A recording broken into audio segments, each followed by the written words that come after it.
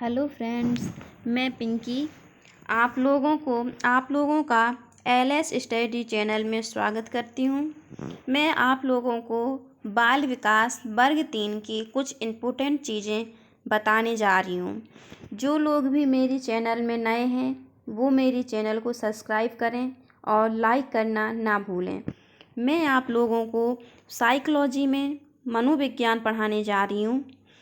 मनोविज्ञान दर्शन शास्त्र की एक शाखा है। मनोविज्ञान के जनक अरस्तु माने जाते हैं। जो मनोविज्ञान है उसके जनक अरस्तु माने जाते हैं। मनोविज्ञान मन या आत्मा का विज्ञान है। मनोविज्ञान को जिन लोगों ने मन या आत्मा का विज्ञान कहा है वो यूनानी दार्शनिक सुकरात, प्लेटो, अरस्तु, डिकार्डिस आदि थे। जिन लोगों ने मनोविज्ञान को मन या आत्मा का विज्ञान माना है वो लोग यूनानी दार्शनिक थे। उन लोगों के नाम सुकरात, प्लेटो, अरस्तु, डिकार्डिस थे। और आगे कालांतर में मनोविज्ञान को चेतना का विज्ञान माना गया है। उसके बाद अधिगम का विज्ञान माना गया, परंतु वर्तमान में मनोविज्ञान को व्यवहार का विज्ञान माना जाता है। जो इस टाइम हम लोग पढ़ रहे हैं उसे हम उस मनोविज्ञान को व्यवहार का मनोविज्ञान कहते हैं। ये प्रश्न ज़्यादातर पूछ लिया जाता है कि वर्तमान में मनोविज्ञान को किस नाम से जाना जाता है, तो हम लोग कह सकते हैं व्यवहार का विज्ञान। मैं आप लोगों को जो ये पढ़ा रही हूँ उसके बाद आप लोगों को ऑब्जेक्टिव क्वेश्चन है उसमें मैं आपके सारे प्रश्न करवा दूँगी। इसके आगे जिन लोगों ने व्यवहार का विज्ञान माना है मैं उन लोगों के नाम आपको ट्रिक्स में बता रही हूँ।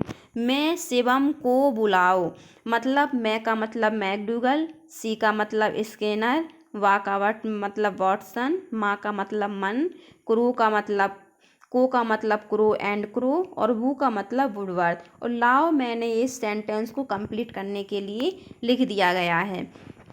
अब इसके आगे है विकास की अवधारणा तथा अधिगम के साथ इसका संबंध। अब मैं आप लोगों को विकास की अवधारणा दूंगी और जो अधिगम के साथ इसका संबंध क्या है वो मैं आप लोगों को बताने जा रही हूँ। जी, विकास है वो बालक की विकास को विभिन्न अवस्थाओं में कुछ निम्न प्रकार दिया हुआ है। जो बालक का विकास है वो निम्न अवस्थाओं में होता है और वो कौन सी अवस्थाएं हैं वो मैं आपको बताने जा रही हूँ। पहली अवस्था इसमें है गर्भावस्था। तो गर्भावस्था सभी को जानते होंगे 9 माह। गर्भावस्था जो गर्भ धारण होता है वो 9 माह के लिए होता है, या अगर हम इन्हें दिनों में काउंट करें तो 280 दिन हो जाएंगे। अब जो हमारी गर्भावस्था है, गर्भावस्था को हमने 3 भागों में बांटा है। जो गर्भावस्था की पहली अवस्था, जो पहला भाग है वो है डिम्बावस्था, दूसरा पिंडावस्था और तीसरा भ्रूणावस्था। जो हमारा डिम्बावस्था है वो 0 से 2 सप्ताह रहता है और फिर उसके बाद जो पिंडावस्था है वो 3 सप्ताह से 2 माह रहता है। जो भ्रूणावस्था है वो 3 माह से 9 माह तक रहती है।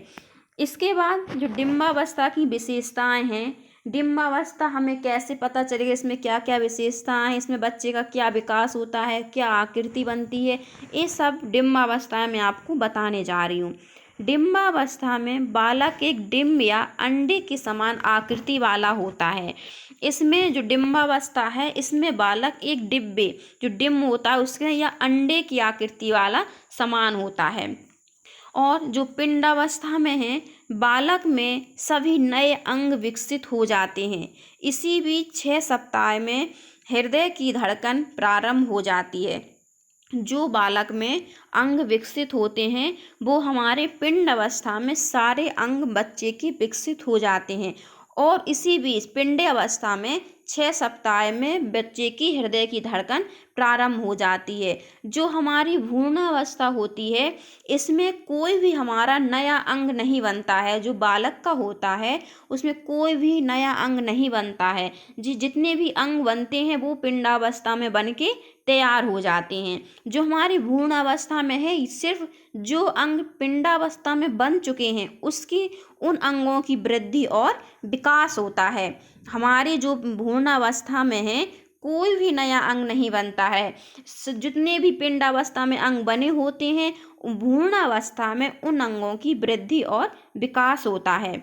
तो इसमें आगे चलते हैं, भ्रूणावस्था के हम लोग आगे देखते हैं कि अब हमारे जो बच्चा होता है तो उसमें क्या सबसे पहली अवस्था कौन सी होती है। तो हम देखते हैं शुरुआत में पहली अवस्था होती है शैशवावस्था, जो जन्म से 5 वर्ष तक होती है।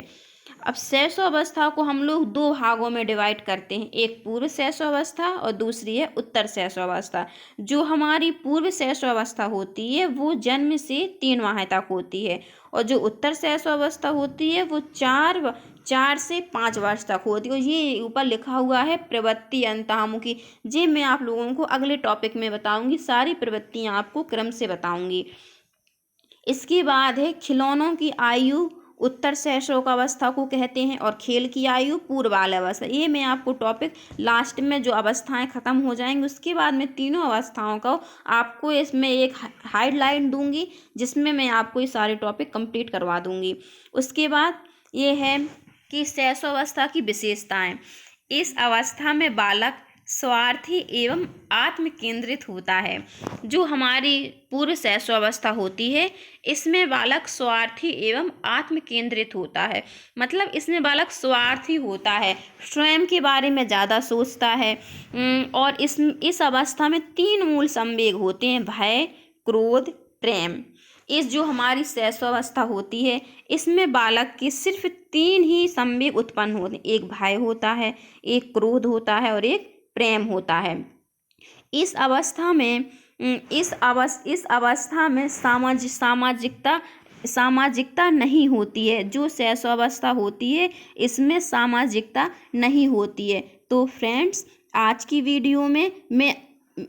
वीडियो में मैं आपको बस इतना ही बताऊंगी। उसके बाद ये शैशवावस्था हमारी हो गई है, उसके बाद में आगे की अवस्थाओं को आपको, अब आएगी बाल्यावस्था, उसके बारे में आपको कल के टॉपिक में चर्चा करूंगी। तब तक के लिए नमस्कार।